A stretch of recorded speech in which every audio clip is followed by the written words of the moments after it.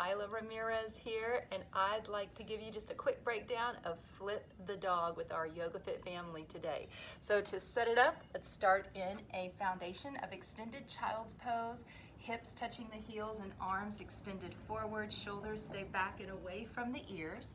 From here, we just simply lift the knees, lift the tailbone, and allow the head to hang loose between the biceps. Now, the number one mistake I think people make is they lift the leg too high and they attempt to kick that leg way too far back.